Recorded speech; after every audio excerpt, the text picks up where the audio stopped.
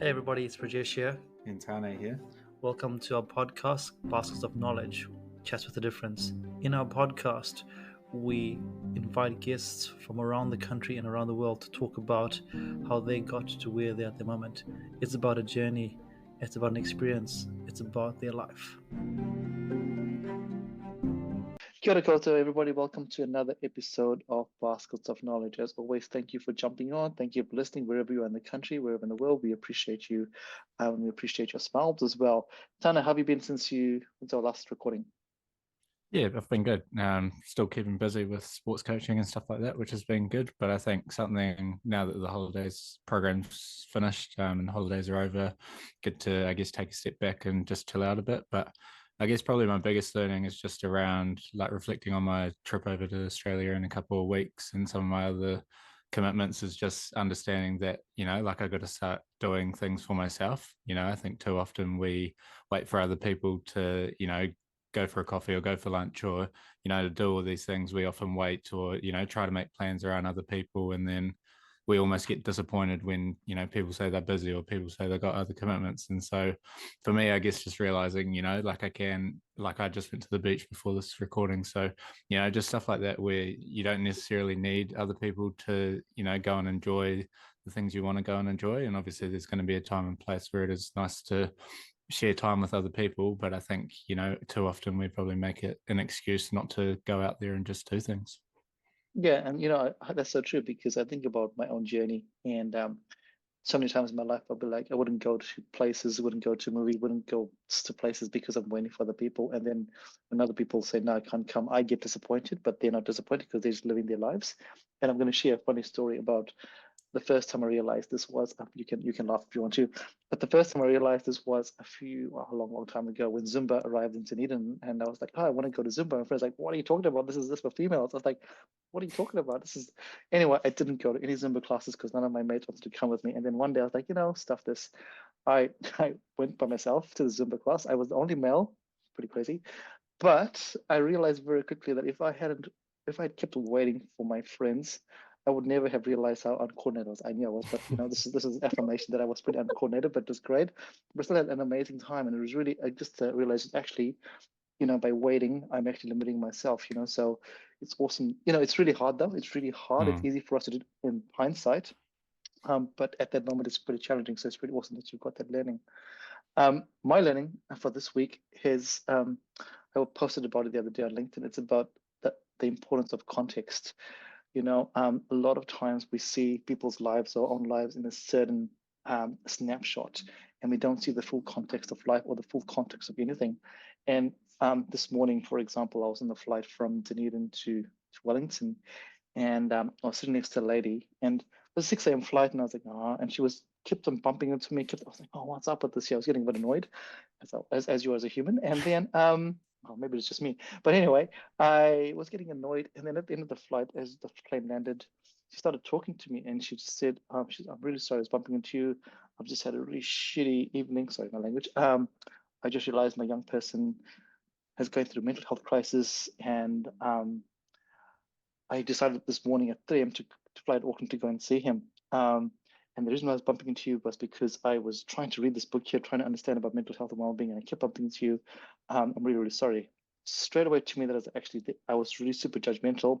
Taking to my context was this lady here was just annoying me, bumping into my place here, when actually the context of the story is totally, totally different. And as humans, we do that all the time. So it was just a reminder for me that context really matters. Um, yeah. So yeah, whew, that's pretty powerful. What a great start. But anyway, the two of us can keep bantering forever and ever, but it's not about us. If you want to do that, go listen to episode where Tanya and I were just talking, I think, earlier in the year. It is my privilege and our privilege and our honor to welcome a guest that I have followed their journey for a long time. It's someone that I met a few years ago, and have been trying to get off the podcast for a while. But life has got timing, and things happen for a reason. So yeah, I think this is the perfect time to invite our guest into the podcast. It is our pleasure, our honor, and our privilege to welcome Anna Clark to our podcast. Welcome to Boston Knowledge, Anna. Thank you. Thank you so much for having me. And yeah, sorry it's been taken a long time. I think we've definitely been going back and forth for a few months. Yeah. Yeah. And never, don't be sorry, because you've had some amazing reasons why you haven't been able to jump on, and some not so amazing reasons as well. So there's a time and a place for everything. So it's really beautiful. Anna, for those people who have no idea who you are, do you just want to tell listeners who you are? Who is Anna Clark at this moment in time when we talk about Anna, I guess?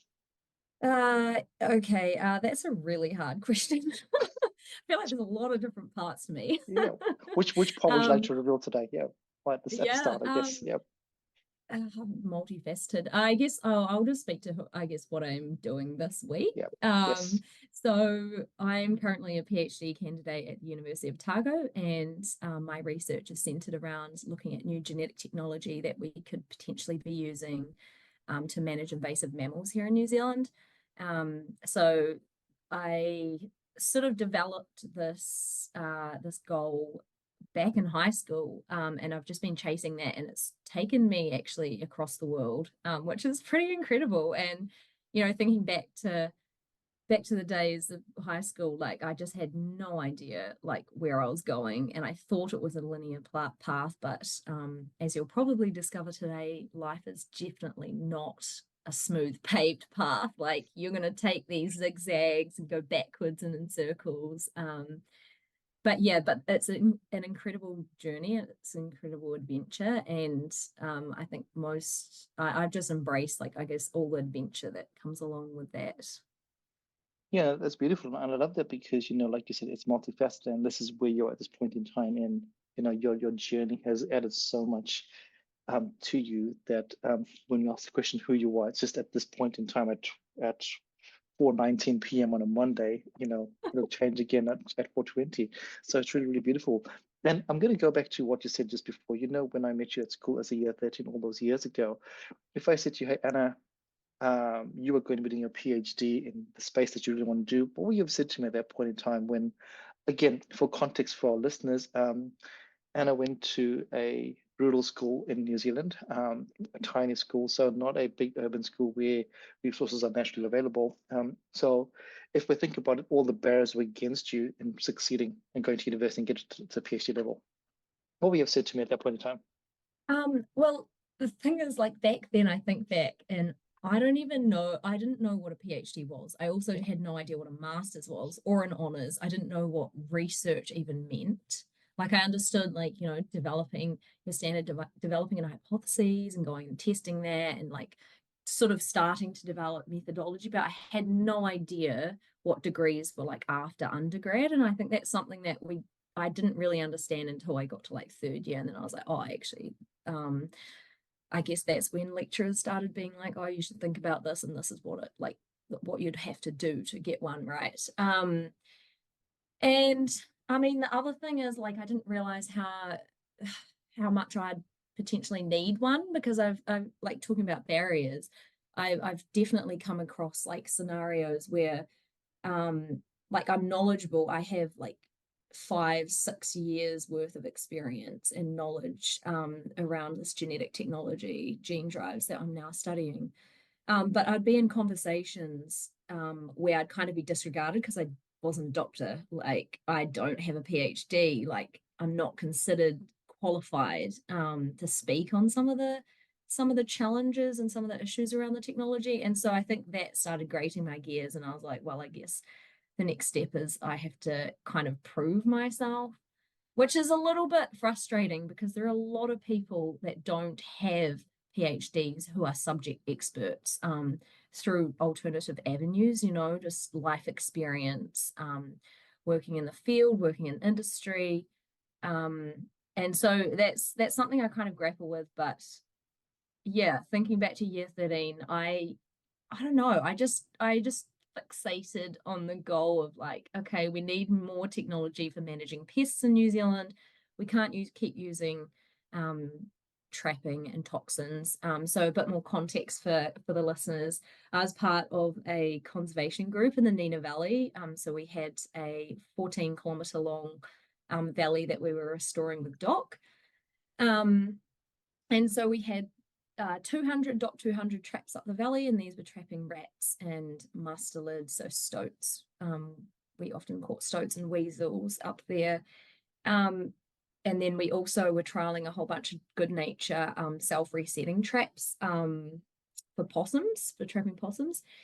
And it's just like over time, I think I was in the group for about 5 years, and over time it was just, it's continuous removal of animals from this valley. And it was around the same time that I started, I guess, getting involved with like environmental action groups, and we started thinking like more long term. And so like thinking 20, 30 years into the future, I was kind of like, if we keep using the same technology, like that's a lot of animals and a lot of work like that's got to go into like maintaining these conservation projects. And I think that sort of sparked my ambitions towards looking for new tools and looking for more efficient tools, and then also aiming higher, like, okay, this is potentially maintaining these conservation areas and like low levels of pests.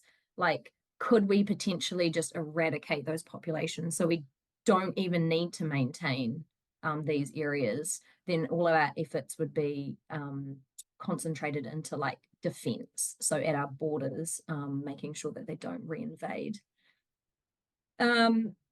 So yeah, it's a long-winded answer. No, it's awesome because it just gives context as to, why would someone want to get into space here? And, again, like at the start, context, if you have context as to why you got into it, because you were in the field that you were seeing this all the time. And I'm sure every time you went out there was amazing, but after the 100th time I actually went, why am I doing this again? And same result. So, how do we change this? And I think that's where change happens, when you go, actually, wait a minute, why are we doing this the way we are? There's got to be a better way, and that's how change happens. So really beautifully put. Yeah, and around, it's also like, you just get frustrated. I remember specifically getting frustrated at like, I don't know, I guess a couple of generations older than me, and they're just like, oh, this is how we've always done it, so it's how we're going to do it. And I was just like, why? Like, but we can do better, surely. Like, just start pushing that boundary, and just, we're known internationally as like a very innovative nation, and we're world conservation leaders. So I'll go to any conference around the world and you'll say, oh, I'm from New Zealand, I do conservation work, and people will just recognize you just straight off that. And other people use like practices that we have developed here. And so I think we need to just keep pushing ourselves in that sense, and doing better. Yeah.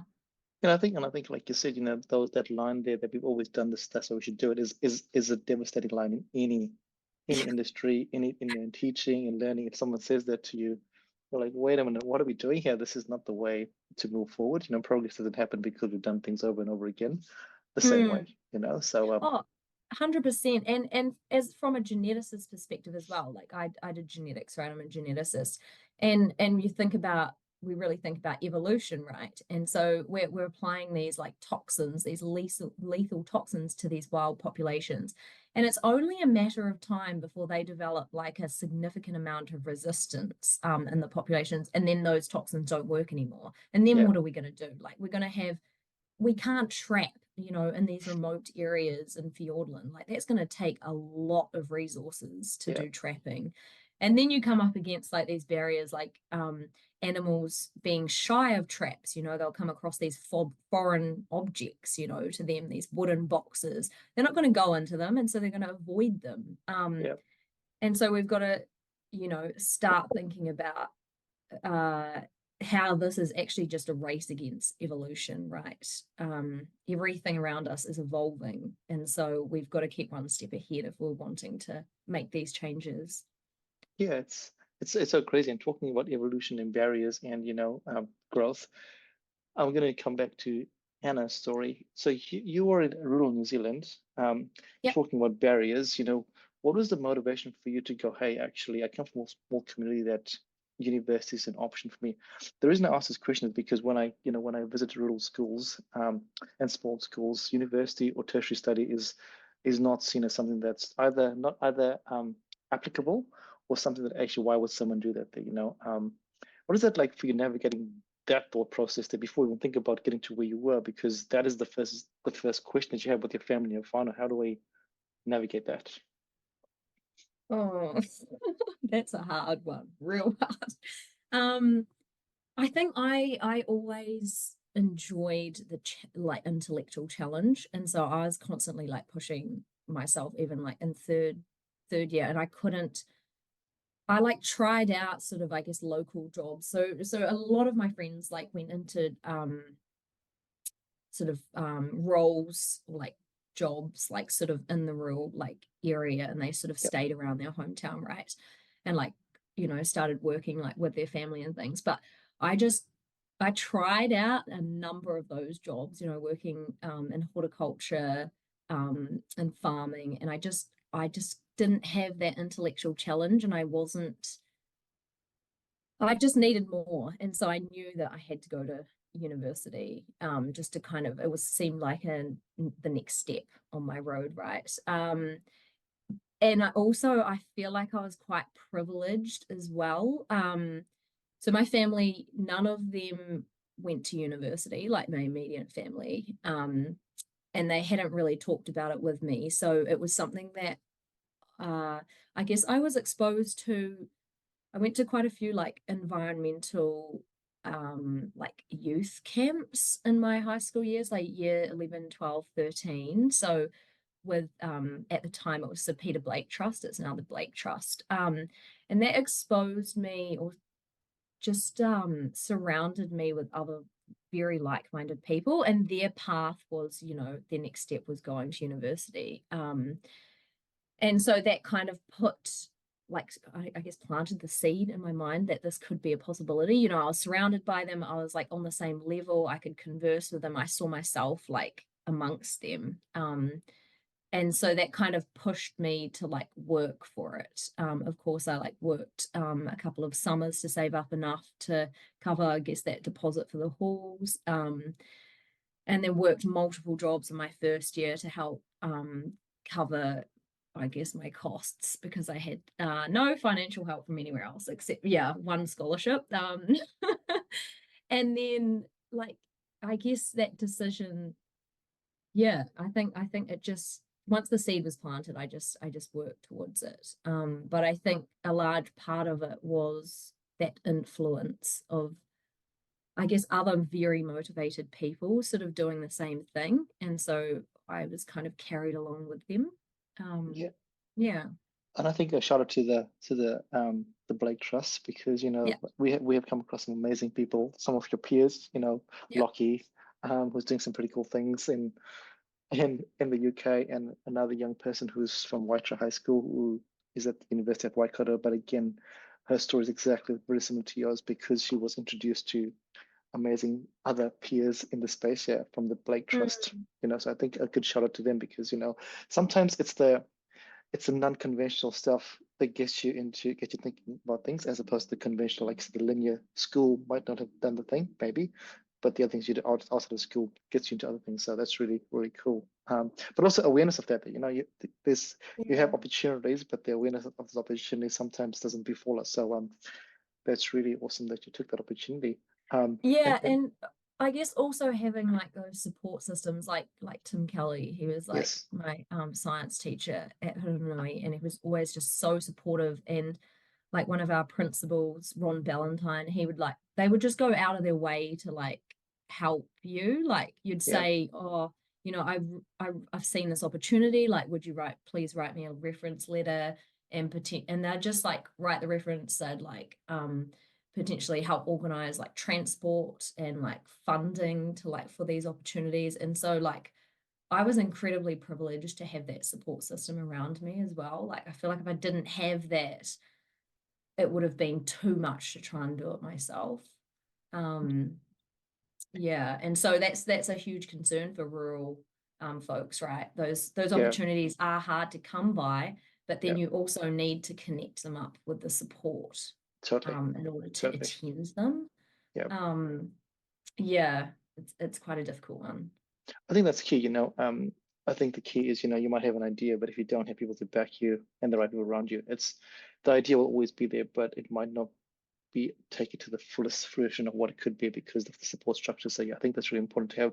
And I think this is a theme that we've had throughout the podcast, that everyone has one person or a family member that has backed them no matter what. And I think that's important for anyone listening, that you don't do this journey alone. You ask for help, and off you go. And sometimes you don't even ask help, you just ask a random stranger, have a conversation, and but don't get into a white yeah. Oh, 100%. The amount of legwork that strangers have put in for me, like massive shout out, people that I've like forgotten names of, like they've just, said my name in a room full of like, I don't know, people of influence, and then an opportunity has arisen from it. Like, it's crazy. A lot of my opportunities have come from like just talking to just people that I meet, I don't know, on the bus, like at kayak camp, like, and then they'll know someone and they're like, oh, you should meet this person. And then suddenly you get an email the next week and you're like, oh, you're invited to give a TEDx talk. Like, what? And it's just, it's incredible, the power of just like networking and like forming meaningful connections with people. You might have these brilliant intellectual ideas, but it's not until you actually start building those support systems and reaching out to people who can actually give you airtime to action them. It's not until that happens that you can actually gain traction. Yeah, and I think that's important. An idea is just an idea until somebody helps you makes the first move, which is crazy. Talking about first moves, I'm going to shift a little bit. I mean, there's so many different avenues we can go, but I want to talk about, your life path is all good, sort of at the moment, and then you have an accident which happens to you. Your accident which I guess would have shaken your whole life at that point in time. So if I could get this wrong, but you were on your bike riding to university, is that correct? And then an accident happened. Do you want to talk about how that shifted things for you? Was that before you got your Fulbright announcement or after you got your Fulbright announcement? That was beforehand. So that was right, yeah. 5 years Oh, ago. yeah. It was 2018. Time difference. Yeah. Exactly. The whole time thing. Yeah, it feels like yesterday, right? Yeah, it felt like yesterday. Yeah, so I was biking to uni. Car didn't give way because, New Zealand drivers are so terrible with cyclists. Like, shout out to everyone listening to this. Please check for cyclists. I mean, to this day, I'll be like riding my bike to uni and I have so much anxiety about it. But yeah, anyway, car didn't give way, smack, woke up in hospital. So that sort of span in the works. So I was sort of like getting towards the end of my first year of my master's. And so as a result, had to drop out of my papers, had to cut back significantly. I managed to get like my first year master's report across the line because I'd already written most of it. But yeah, it took like such a long time, like concussions, even still like today, people are like, oh, you knocked to your head, or you'll be right in a week. But it's in reality, that is not true. And brains just take so much time to heal. It's your nervous system. Like your brain innervates just like your entire body. And there's so many networks. And if you damage one part of it, like it just affects everything. And that sort of, I don't know, I went in and out of like, do I just drop out? Like, is this, because I mean, you get to 6 months and you're like, is this going to keep improving? Like, what is going on here? I still can't work a full day at uni. And so that was really difficult. But again, I had incredible people around me, right, that just kept me going. All my friends, my supervisors were incredibly patient and supportive. And they managed to like help me, manage my workload and just like, I guess, keep me moving forward while I was recovering. And I think that really helped, because without that, I would have dropped out like 100%. Because it's so difficult to manage the symptoms of, I guess, like post-concussion symptoms, and also like the trauma that was the PTSD that's associated with it. So kind of a funny story, but not funny at the same time. I guess it's was it type 1, type 2 fun, when it's like afterwards it's kind of funny. So it was a COVID lockdown. So I had my accident in August 2018, and then it was like so I spent 2019, I guess most of 2019 like recovering, and then it was like the start of 2020, and the COVID lockdown happened. And I think that lockdown kind of simulated my immediate like post concussion like environment, you know, dark, like I was in my room like majority of the time, like I didn't really leave the house. I didn't really see my friends. And then it was I had no memory of this accident. And then it was like during the COVID lockdown, like in the middle of it, I was like falling asleep one night, my brain like clicked play and like had the whole traumatic, like the whole thing, the impact, the pain, like all these things. Wow. And so it was almost like I had to have a second wave of like recovery. And that was like, I guess, a lot more psychological as well, because suddenly I couldn't sleep and stuff. So lessons from this, incredibly traumatic. But the thing, I think it was, I mean, the positives that I take away from it is that like I feel like I understand mental health a lot more now, like anxiety, depression, because I've been through it. It's something that when you're in the depths of it, like that's when you start relating to people who've like sort of gone through like similar things. And so I feel like I'm a lot more connected to people when they like I guess share that, and I'm able to like share tips and things for how to manage it. Which I guess is kind of like a positive. But yeah, it has been quite the journey, because I also had another concussion last year. I played football, got a football to the head. And so yeah, I'm still like recovering from that. I'm still dealing with like really bad fatigue. Yeah. So my tip to everyone is don't hit your head. Yeah, but yeah, that's a great that's a great tip. And but the I guess the cool thing in that takeaway there is the importance of this word concussion. You know, it's just been downplayed, as you said at the start. It's been downplayed because everyone just says, "Oh, it's a concussion, whatever, you'll be fine." And you know, as you said, you know, it's not. You'll be fine. There's a whole lot of healing process that happens, and it could take 5 days. It could take 2 years. It could take 3 years. Yeah. There's no time frame, right? Yeah. But I think it's important for us and our listeners to realize that, because I think too often it's just been downplayed. Oh, you hurt your head. Okay, whatever, who cares? And this has become really so timely for me, because I've met lots of young people at the moment who've had lots of concussion injuries, and 5 years ago, 6 years ago, or whatever, who cares? But over the last few years, I've been, wait a minute, I've just noticed a huge difference in this person here, because you know they're not relating the same way that they were, and it's got me to do a lot more thinking about, okay, cool, let's think about what this word actually means and what's behind this word. So the reason I wanted to ask you about that was because, you know, like you said, it's through a whole spanner in your whole life at that point in time. You know, we always think life is fantastic, and then life comes and goes. Hey, wait a minute, I'm going to throw something in here that's going to change things for you just a little bit. Yeah, so thank you for sharing that there, because it is a monumental moment in your life.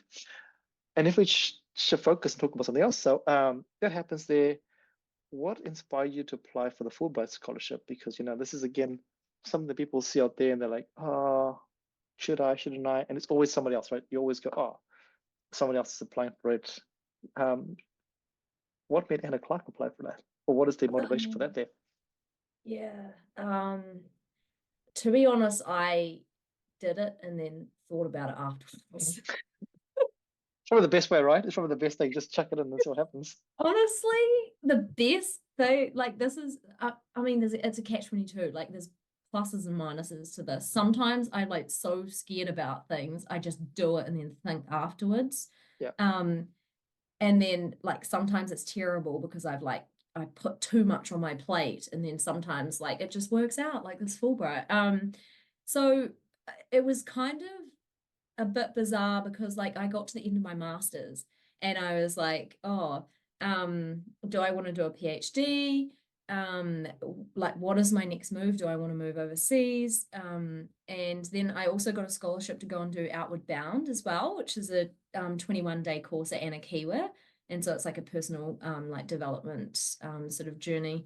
And so I finished up my master's, and then I booked in Outward Bound. And then at the same time, I also applied. So there was this call from Predator Free 2050 to put in like PhD applications. And so my supervisor was basically like, you need to strike was it strike when the iron's hot? Yep, What was that yep. saying? Yeah, it's that. Yeah. So he said that to me. He like looked at me seriously, you got to do this. And I was like, oh, okay. So I just took one of my like ideas out of my master's discussion, and I just like wrote it up into a proposal and submitted it.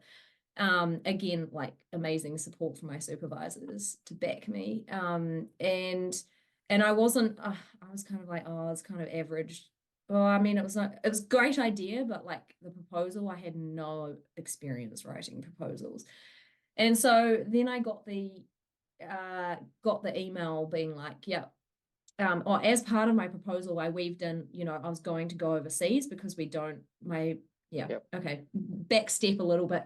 So my PhD is on like complex modeling some of this genetic technology to try and understand how gene drives, which is a type of genetic technology, would potentially how they would function like in a real population, including I guess species interactions, when you've got complex landscapes and populations moving across them, like mountain ranges and lakes and things. And so we don't really have that expertise in New Zealand for the framework that I plan to use. And so as part of my proposal, I reached out to a professor at Cornell who's like one of the world leading experts in modeling this stuff. And so then I got the call to say, yep, like my PhD application has been successful, I've got funding. And then I was like, right, I guess I'm going to the States then as well. And then, so I got the funding, and then I started sort of planning how I was going to get to the States. And I sort of had some funding, but I was also going to have to self-fund some of it. And then I saw the Fulbright application. I was like, oh, yeah, that'll cover my like research visit. And so I just applied for it. Like I didn't think, just threw in the application. I was like, this is going to be a 50-50 chance, or even actually less than that. And so I was shocked to even get an interview. Got the interview, and like everyone was really engaged with my work, and I got really excited about it. And I think that was pretty awesome. And then managed to get it. And so it happened. I feel like it happened really, really fast. But then, obviously you have to kind of apply for these things in advance. Right. Because like it took a year before I got my visa all sorted. But yeah, I think the decision, I guess I'd kind of made a year in advance that I was going to the States. And so seeing the Fulbright opportunity kind of was like, oh yeah, this will help support me doing that. But yeah, a lot of the time I just kind of do things, apply for things, and then think about it later. I love that. I love that. It's basically like what Simon Sinek says, you worry about the why, don't worry about the how and the what. So for you, I want to do a PhD, put your application in, don't care about the funding or whatever, and then things just happen. If you don't put those things in, then if you worry about the how and the what, then it's never going to happen, right? Yeah, and I think part of this with me is like I get decision paralyzed. And so if I think about things too long, I persuade myself not to, or like I'm just stuck in this intermediate sort of ground. So I also like thinking about this strategy as, okay, somebody else is going to make the decision for me. Okay, I'm going to like apply for this thing. It's out of my hands. The ball's in their court. Like they can make this decision. And if they say yes, well, then I'm going to do it. If they say no, then I'll find another opportunity, kind of thing. Yeah. And you lose nothing by doing that. There's nothing apart from time. Nothing else is lost, right? Your risk reward ratio is so high. I mean, so low. Sorry, so low because your risk is low, but your reward is high. And like, I mean, you're always going to get rejections. That's the other thing that you have to realize is that, every time you get a win, there's a whole stack of rejections behind that. So like, for some of these applications that I've done, I was copying and pasting from like other previously rejected applications, and just like improving things. So every time you do it, you're going to get better. And so like, I guess it's like an assignment. It's just, you learn every single time. And I also love practicing. I know it's really standard, and like a lot of people say, when you get a rejection, you need to like, you should ask them like, why did I not get this, right? And but there is a truth to it, and you should definitely like learn from these they're not failures, I guess, like just the times where you haven't quite made it, and just like feed that into your next decision or your next action. 100%. And Yeah. I'm the same philosophy, and I always ask why. And some things you can change. Some things you can change. You can go, right, cool. You didn't interview this way, right, cool. I can go and learn. And some things you can't change. You might go, actually, we're looking for a very specific person, and you go, right, cool. Then you don't beat yourself about it, right, cool. I know I wasn't the right person. I would never have got it. So that's cool. So it's really, I think that's a really good takeaway there. But it's hard to do, right? It's hard to. It's so easy for us to okay, cool. They said no. Just gonna accept that, and then it is hard. I mean, even if they say, oh, we're looking for a different person, and you really, really wanted that opportunity, you're 100%. Like, damn it, just damn it. Totally. I think I've shed a lot of tears with that there, but that's cool. That's my little problem there that I have. And what is it like for you? Again, you're from rural New Zealand to go to Cornell University, which is a totally different, a whole world apart from where you've come from. What is that like for you as a young adult now? Because you're not young, you're a young adult as you go into this journey. Yeah. Oh, I loved it. I loved every moment of it. I think part of it is that I knew I was only there for 12 months. So I just made the most of every single opportunity I possibly could have. And like arriving there, the huge cultural experience as well, like coming from rural New Zealand, very small town, and then going to like landing in New York City, like this huge metropolis, and like no, it's not Metropolis. Metropolis. What is it? Metropolis. We'll call it Monopolis for tonight. New word. We'll make a new word for you. It's all good. Don't worry. This is my fatigue kicking in, so bear with me. Yeah, you're good. Yeah, like just being in like Midtown Manhattan and like wandering around, like these are things that you're like, I had no, like if you'd told me like when I was in year 13 that I'd end up in New York City, like as part of like my research or my work, like I would have laughed so hard. Like this is stuff that like back in the day I'd like see in movies, and it was just such a far cry from my reality. But to like go there just feeds you even like more confidence that like actually things that you thought were unattainable actually might be attainable if you just try, kind of thing. And so like going to Cornell, like this huge Ivy League university, is actually kind of interesting because I thought the town that it is in was larger than it actually is, but it's relatively small. Like it felt very similar to Dunedin just because of how sprawled out it is. And there's lots of nature. It's very green. Like the Ithaca airport, so Ithaca is like the city that's when I was in, it's like in a paddock at the back of a farm. Like it's so small that only it's kind of the small American airline jets like only go there. It's only like 30-40 people can go on these jets. So like landing there, and it's like just this in the middle of this forest. And then like Cornell, like on top of the hill, beautiful nature, and then just like I guess the expertise that was there was just incredible to be immersed amongst world experts, and everyone there, like I found them like just incredibly motivated, and that was I really appreciate New Zealand's like work-life balance. But it was really nice to just spend a year just amongst like incredibly motivated people who just wanted to, help you do your best. And I guess another thing I really, really appreciate about American culture is that there's no tall poppy syndrome. Like in New Zealand, it is rampant. Like if you want to do well here, somebody is going to try and pull you down. Whereas in America, if you try and do your best, everyone's trying to like push you upwards. Like they're trying, how can I help you? Like, how do I like support you, push you up, like kind of thing. And I just, that was a real breath of fresh air. And I really hope that New Zealand society moves, like adapts that those kind of mentalities, because I think that is also incredibly toxic in rural schools, particularly just because the small schools is usually like a handful of individuals who are like trying, to do well and push themselves, but like everyone else is kind of like, I guess they stand out so much that it's pretty easy to like pull them down.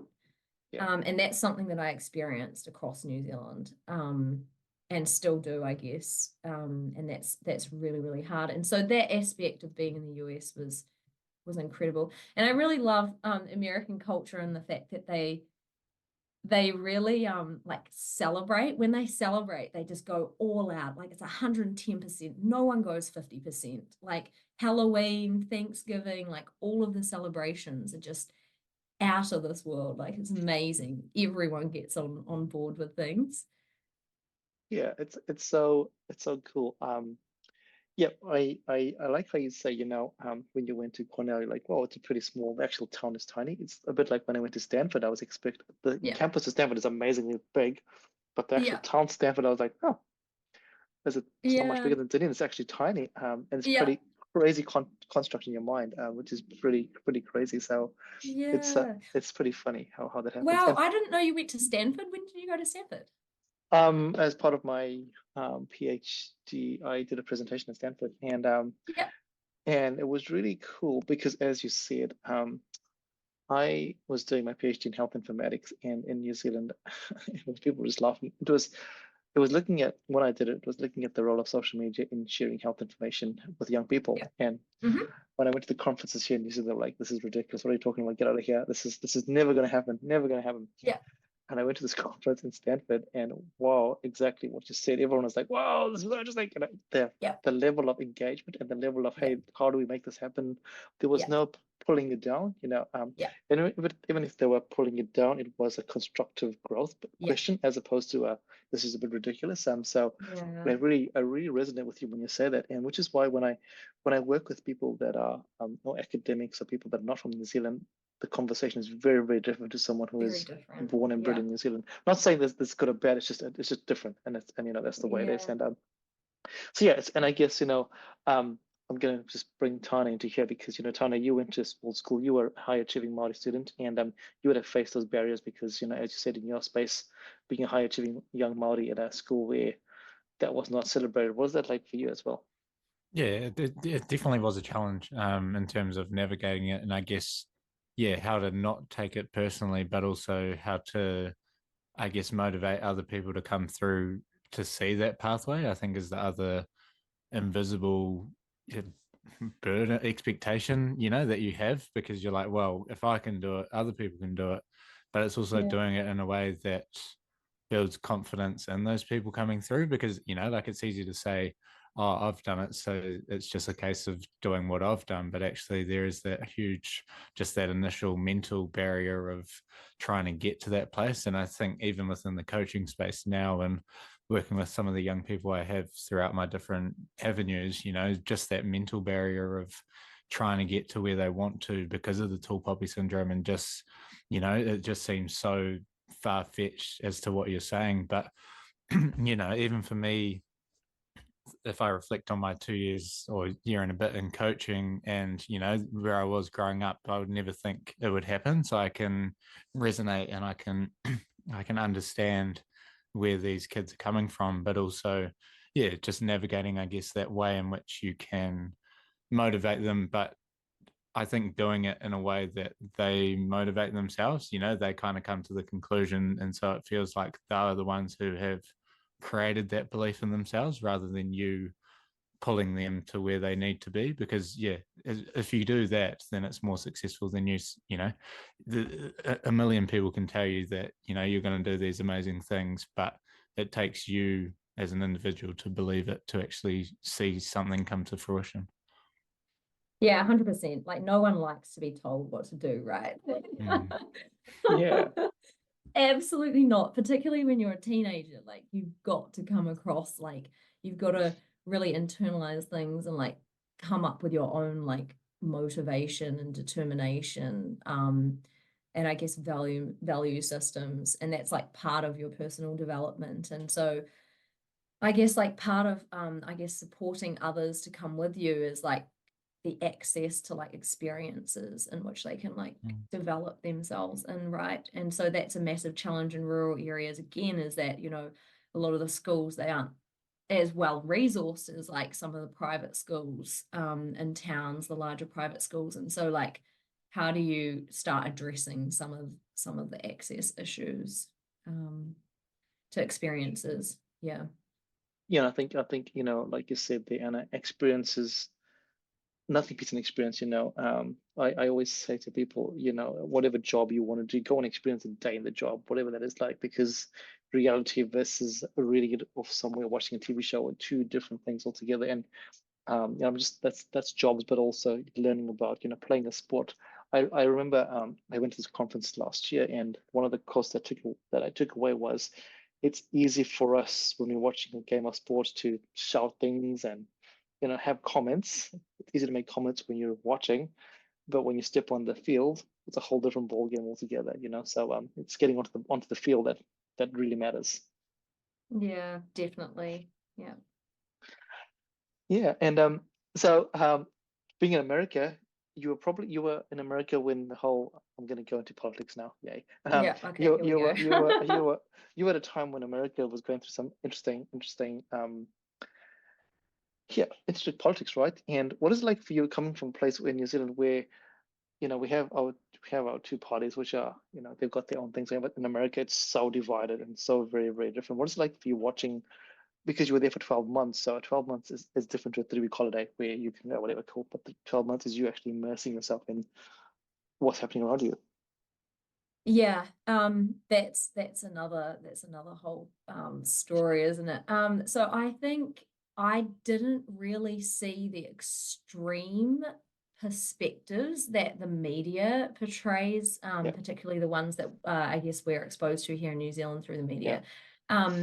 So I was in upstate New York, which is and at an Ivy League university, which was relatively diverse. And so very like I guess a lot of people were, I don't know how you describe it, but they just weren't on the extreme levels, extreme I guess ends of the political spectrum. They're more like in the middle, and they had like variations depending on the context, depending on the issue, right? I guess that I had like one extreme interaction, which is, again, was it type 2 fun? Like, it's funny afterwards, but I was in Vegas. Yeah, I know, hilarious. And that's where we start, after type 2 fun. That time in Vegas. So I was in Vegas to visit the canyons and stuff. And I was like on the way canyons. to the and on the way to the airport, and there was a car crash on one of the motorways, and I ended up being stuck in a car with an Uber driver for 2 hours. Like 2 hours. And it was like this highway was just like jammed. It was like multiple lanes, American roads. But yeah, anyway, so this Uber driver started out like really cool conversation about like environmental issues and how like sustainability. And I was like, oh, this guy like, kind of knows what he's talking about. And then he was like, oh, wait, you're from New Zealand. Oh, and started bad mouthing Jacinda. And I was like, what, like this? And he just started getting extreme, like, and it was I guess my first interaction with someone who was that extreme, and like completely denying science. Like, science is not even a thing. Like, it's part of an imagination of researchers' minds, kind of thing. And as a geneticist, I was like, okay, this is next level.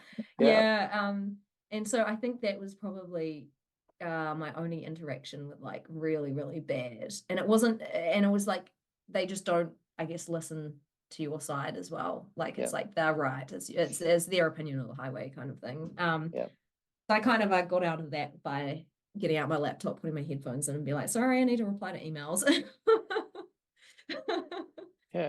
Because I think there are like incredibly like switched on people in America, but we're never exposed to like their opinions in the media. It's always like the extreme versions that catch the headlines, the headline clickbait or whatever. And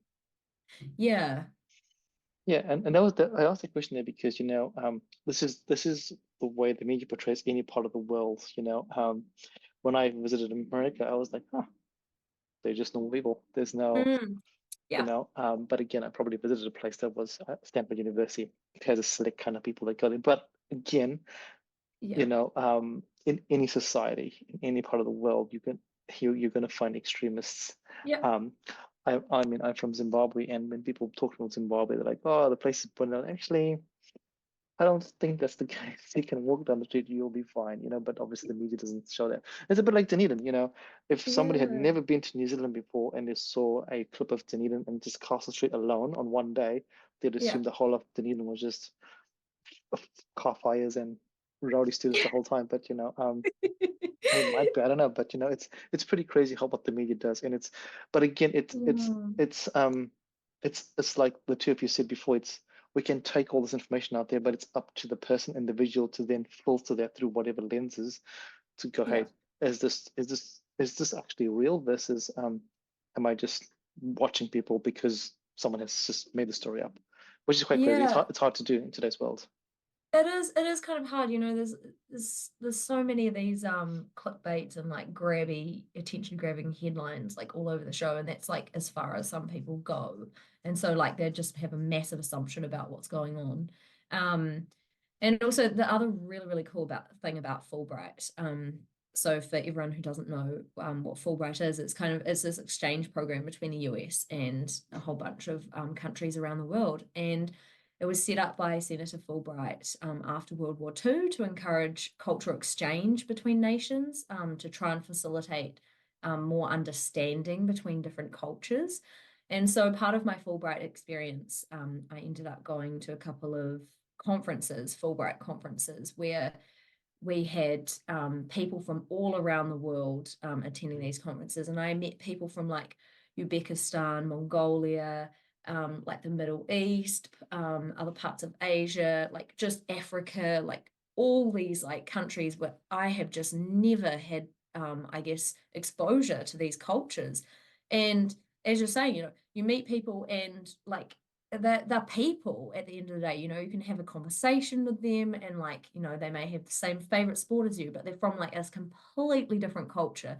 And I think the really, really cool thing is as part of the Fulbright group was just like, I guess, yeah, hearing stories and hearing like lived experiences through these different lenses, and starting to, I guess, draw those similarities between your own culture and other cultures around the world, and so that you can actually just appreciate the differences, and the uniqueness that is associated with different cultures, but also the uniqueness that we have here in New Zealand. Our bioheritage is like very, very special to us, and our beautiful landscapes. And so, yeah, it's awesome.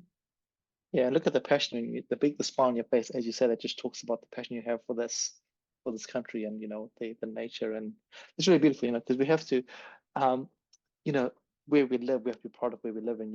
Sometimes we disagree with the people that say things, but the actual land is the land, and if you're not proud of the land, then what else can you be proud of? Because opinions come and go. The land is always going to be underneath you, and we dictate that. So it's really awesome seeing that passion, that smile come through, as you said that, Anna. Talking about passion and smiles, tell us about your TEDx experience, because that's pretty cool to get asked to do that. That was in Christchurch, yeah. Yeah. Oh gosh. That was really, really incredible. So yeah, I just got that opportunity through I think, yeah, just like talking to people. I was at kayak camp, and I like talking to this guy, and he was like, oh yeah, like I think you'd be awesome to like talk at this event in Christchurch. And he made it seem like it was, I don't know, maybe a panel discussion with like 30 people. And like 2 weeks later, I get this email like, you're invited to give a talk at like TEDx Christchurch. And I was like, what? Like, and so yeah, I got the opportunity to give a wee talk there, spent a wee while like preparing that talk, and then like delivering it. I never thought I'd be on that red spot. Again, it's like another one of these things that yeah, you have no idea what life's going to throw at you.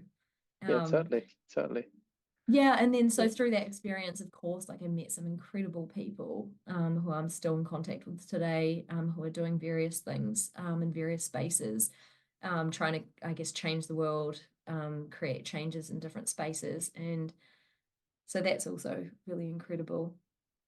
Yeah, it's cool because, as you said before, those opportunities come through the most randomest places and conversations. And also, as you said at the start, your life has not been linear. All these things have come through and have shifted and changed the way you as a person has developed as well. Um, if we just stay in the same room the whole time, we'll just be the same. Yeah, But exactly. when you meet different people, you grow, you change, you question your ideologies and your thoughts, and you go, wait a minute, I thought about this, but actually maybe I have been wrong. And I think that's growth, when you can admit that you've been wrong about something. Or Yeah. alternatively, when you go, actually, I really firmly believe in this here, and now I know why I believe in this. So it's two sides to every coin, but you have to be exposed to other people or other places for you to have that Yeah, so absolutely. It was so far out of my comfort zone. But I mean, hey, like, you got to push the sides of your box, right? You got to make a bigger box for yourself. yeah. But like I think like the world is changing so fast. As we like, the world as we know it. And so like we're constantly like we need to lean into adaptation. Like we just are constantly adapting and need to put ourselves into like different spaces, challenge ourselves in different ways so that we can, like, when those bizarre situations, those curveballs in life are thrown, like we can actually dodge them. And we have the skills to. So yeah. Yeah, Yeah. and also, prepare. I know, expect the unexpected is the saying that everyone says, because hey, it happens, right? Things happen, and it's not always bad. It's not always bad. Everyone thinks, oh, unexpected means bad. It doesn't actually mean that. There's some things that happen that you go, whoa, that was so cool. Didn't expect it to happen, and boom. It's not always a bad thing when these things happen. Yeah. Of course. Yeah, Definitely are and gems. yeah, there are gems somewhere in amongst that river and that tide. Um, Anna, um, with your research now, how as you take your research forward, what is the outcome that you're hoping to? I mean, this is a hard question to ask for a PhD student, but and I'm not gonna ask you how long and all that kind of stuff.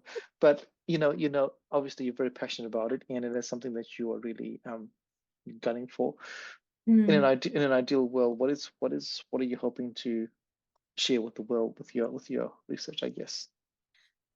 Well, I mean, I think like one step at a time, but I think I like long term, like I think I want to spend my entire life like working towards like finding some new technology to manage invasive species, particularly in our local context, like managing these invasive mammals, because that's at the end of the day, I think that's going to have like the largest protective impact on protecting our indigenous flora and fauna. And so I think it's really hard to see because like we don't know what we don't know, right? Yep, yep, And certainly. so I think I'm kind of just trying to just make one decision at a time, Yep, without, like, I know I have this like overall like lifetime goal, but uh it's because it's just you just can't see it.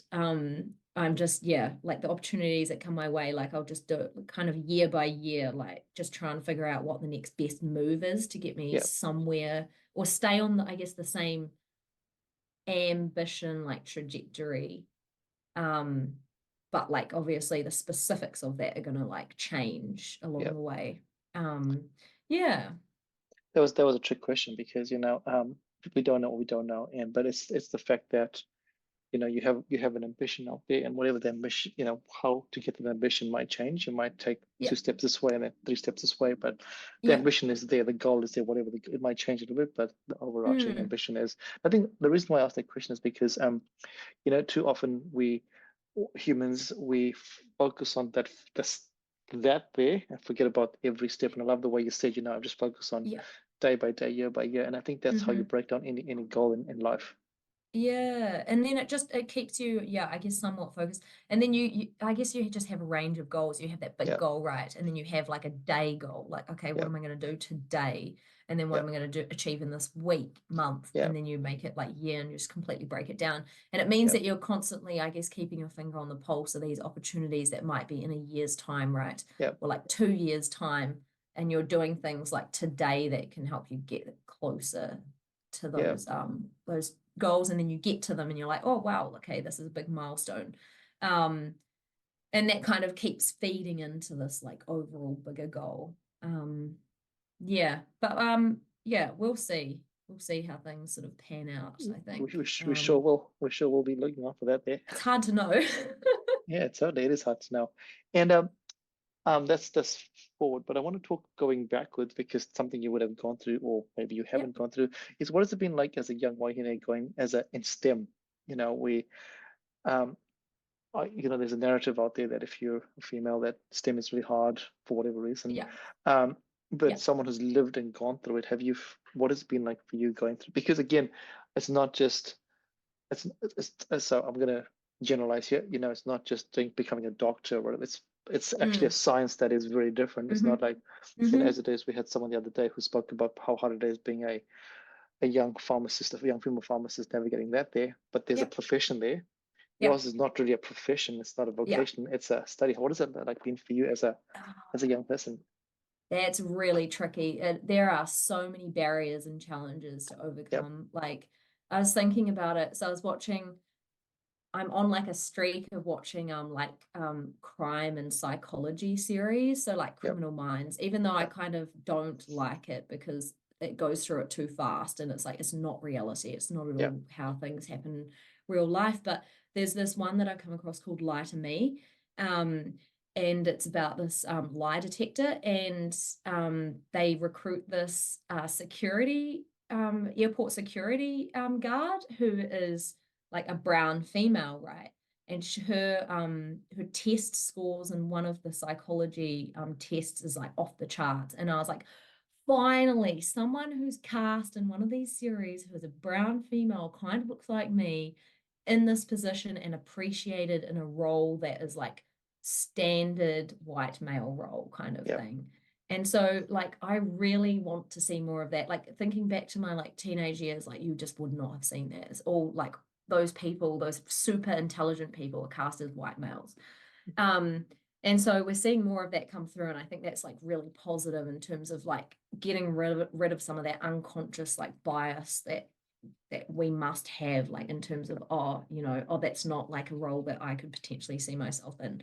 And so being in science, like, or doing a STEM degree at Otago was in itself is even difficult. There are barriers like, you're in first year, you have to take first year health science papers to get into genetics or get into some of these science programs. But everyone thinks you're second class because you're not doing medicine or you're not doing one of these professional degrees. So even if you're like a white male, it's still you're doing a second class degree. So the fact that you're a female doing a second class degree and then a brown female doing a second class degree, it's just insane. And so I think we need to like definitely like change this narrative. There needs to be a lot more awareness raised about the importance of science to society. Like, the long-standing narrative amongst family, in my family, like in Fiji and in my mom's family, like they traditionally, it's like you're either a doctor, a lawyer, or what are some of the other like really standard engineer. Engineer. Okay. Yeah, that's right. Yeah. If you don't achieve those, then you're like, nah, like you're not achieving, you're not doing the best you can. And so we need to, I guess, create more stories or like profiling to like show people what scientists do and what they contribute to society. Because I mean, at the end of the day, doctors are literally just vehicles for the science that has been done by these scientists, like who have actually put in the hard yards, pulled all-nighters, like doing these experiments to try and figure out what the best like medicine is or best treatment is for some illness. And so like dealing with that was really difficult. But of course, like, I think I spent a lot of time just ignoring some of those like conversations, because I knew that, I'm going to do zoology. I don't care about like medical stuff. Like, you go be competitive and do your like professional degrees. Like, I'm on this track to like do genetic pest control. I'm going to do genetics. I'm going to do genetic pest control. This is my goal. Like, ignore the noise, like kind of put blinkers on. And that was my coping mechanism. But it's unhealthy. It's like, I wish we didn't have to spend the energy to put those blinkers on, kind of thing. And so like, yeah, some more campaigns to raise awareness of what science actually is would be really helpful. And I mean, there's several other barriers and things I can't think of at the top of my mind. If you have any specifics, you feel free to ask me. I think that straight away says it. The first thing is, a science degree is seen as not a real degree for some people. You've gone to university, you should be doing some vocation. That's your first barrier, right? The second barrier, as you said, is being a female in that space there. There's a lot of barriers around that from generational, the way the world is, and then the fact that you are a brown female in the space here is another challenge as well, because when people look for a scientist, they wouldn't see a brown female. Like, that's not what they see, right? So exactly. As you said before, when you watch a TV show and you can see yourself, it's really, it just changes the world. And for that young person's world who can see it. So it's really cool that you're out there doing the stuff here, because I think that's the thing that we try and say, that when you can see yourself in the profession that you want to be in, it makes a big. That's powerful. It's so powerful, which is really beautiful. The reason I brought that up is because I always like to talk about the challenges. Life is not hunky-dory, and there are challenges as you go through.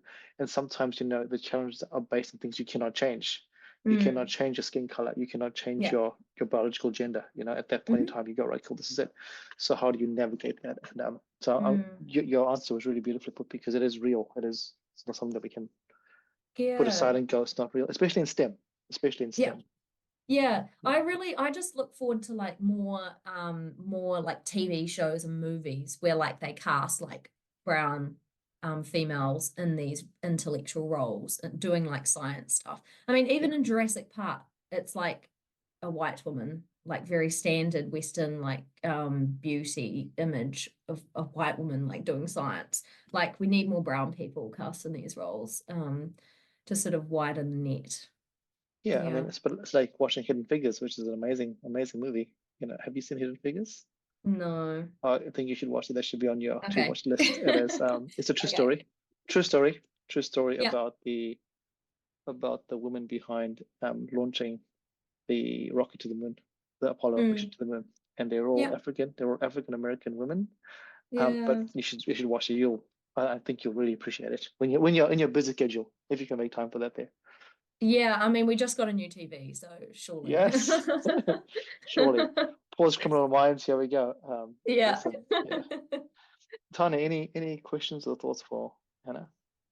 I think just going off the back of kind of the context we've been just talking about in terms of STEM and this representation, do you think that puts any pressure on you, or do you put pressure on yourself, I guess, to then become that role model, or to become that person for young females coming through, below you?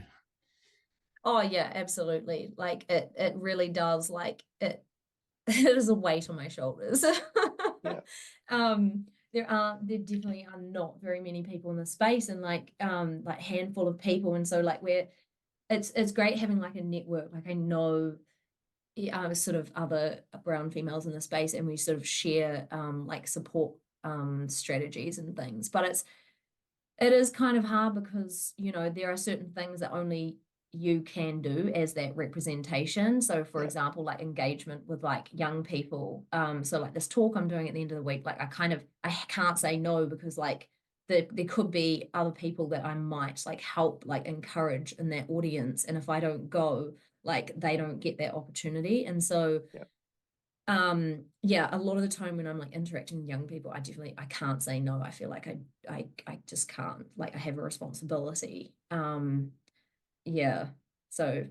it's taxing as well. Like what is it called? They call it like cultural double shift. Like when they're in this space and you have a certain cultural background, like, and you're representing on top of doing your work, and so it's like it's a double job, right? And you don't get paid for it, and so And so that makes things like extra difficult. And so like I think there's a lot of burnout amongst people who, you know, are having to represent on top of doing their work, doing this, they're playing these multiple roles. Yeah, it's because you're trying to, it's really strange because you're trying to validate your space in the room, not just as an expert in your field, but also as who you are as a human being, you know, which is a double whammy of, as you said, that the weight is doubled with every conversation that you have when you but also of course also and there's so much anxiety around it as well. Like, am I getting these opportunities because of my expertise and because of like I'm qualified to do this, or am I getting it because I'm brown? Like that's also something that constantly runs through our heads. Like it's a reality, and that's exhausting having to deal with as well, and like backing yourself every day. Like you've got this. You are qualified to be in this space. Yeah, it's a challenge. I always quote this thing my colleague said to me once. She said, "Hey Prajesh," she's a white Pakeha female. She said, "Hey Prajesh, I will never understand racism, and the same way that you will never understand sexism." And that has always resonated with me because it's very, very true. You know, I will never understand what you're going through in the same way that you'll never understand what I'm going through. So when people say, "Oh, you can empathize," but we can't go, you know, as you said, you know, every day you have this battle. Is it me or is it because of who I am or what I am? The question is, you have those battles every day with yourself. And you know, some people don't think about it, some people do think about it. And it's just, there's no right or wrong. It's just the way we're wired sometimes, our brains. Yeah, definitely. But it's exhausting. Yeah, but I'm gonna just say, you know, whenever I go back to your school, I always talk about you. Even though, but the reason I talk about you is because it's just to show, again, because small school, that hey, this is you don't have to go to the University of Otago, but hey, just because you come from a small school, don't limit yourself to this small space here. And you know, you just have to ask those questions, and things can happen, but don't limit yourself. And you know, find the people. And I always say, find the people. You know, it could be a science teacher, it could be the person at the Foursquare down the road there. There'll be someone that will help you get to wherever you want to go, but you've got to talk about it. But also believe in you as well. And 100%. I mean, like the support network. I just remember how much I appreciated you like turning up when you did, because I remember one of the teachers, like they had a career chat with, and she was like, "Oh, you've got amazing grades. You should just sign up and be a doctor." And I was like, "No, like absolutely not." And then you came along, you're like, "Oh yeah, genetics program." And I was like, like someone to back me. So like the work that you do is just incredibly valuable in that rural context, and so I want to thank you for that as well. You've definitely played a part in my journey. As I said to you, but it's privilege. You know, I wouldn't have met you, I wouldn't have met Tane if I hadn't done my job. So yeah, it's a real privilege. We've been talking for almost an hour and a half, Anna, as I said, you know, before the conversation. So, I mean, there's so much we could go into, so much depth. But we're going to round off the podcast, and our podcast is called Baskets of Knowledge. And every week we invite our guests to share a piece of knowledge to put into our basket. So over to you to think about any piece of knowledge you'd like to share for myself, Tane, and our listeners. And this could be from any part of your life. We could have talked about it or not. It's over to you. Okay, that's just too broad of a question. Can we narrow it right down? Okay. What's missing from your basket of knowledge? Like what area? There's no. Everyone comes with their own story. There's no We don't have any. Our basket is open. Is it just one liners? Because can I? No, you can tell a story. Do now, think later. You can tell us a story. You can tell us a story. You can. Your knowledge can be a parable. Your knowledge can be your thesis if you want to. You know, whatever you could give us your proposal. Oh my. Whatever you'd like. It's ambiguous and open-ended for that very purpose, because your idea of knowledge is might be different. You know. I'm really battling with this. and just to help you, Anna, every single person that we have on here battles with this question here. Yeah. So, okay. Yeah. Because there's so much. Okay. Can I just say that some of my best ideas have come to me when I've been resting.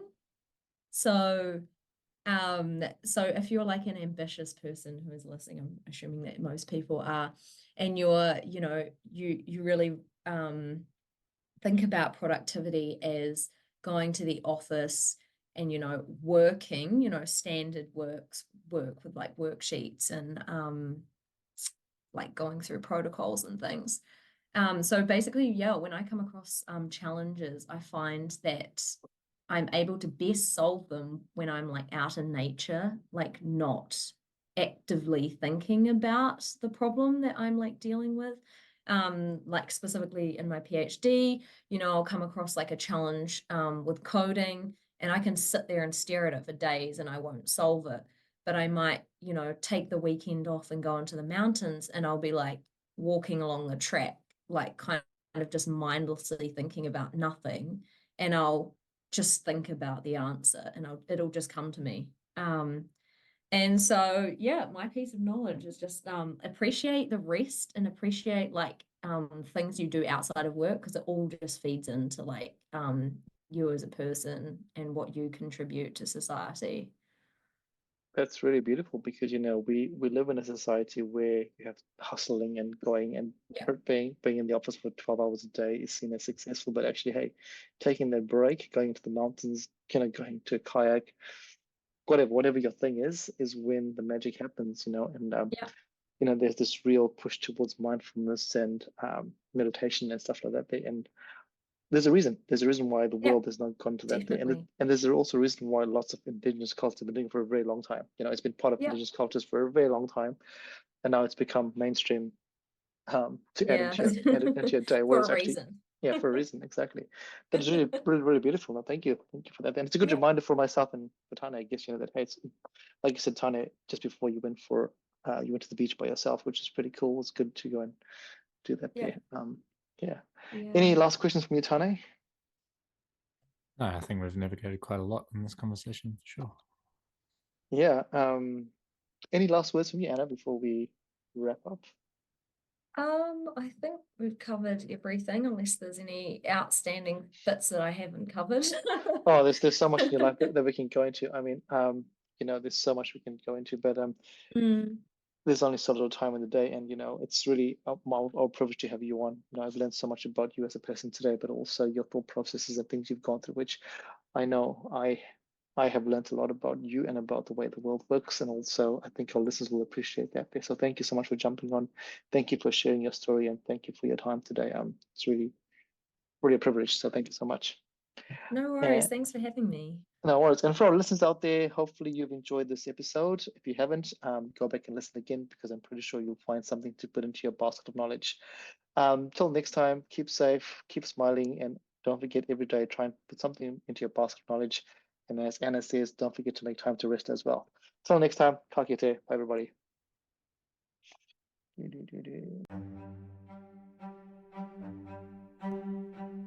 Thank you for listening to Baskets of Knowledge. Yeah, we hope that you found something useful to put into your basket of knowledge. And as we said before, remember to put something little into your baskets of knowledge every week.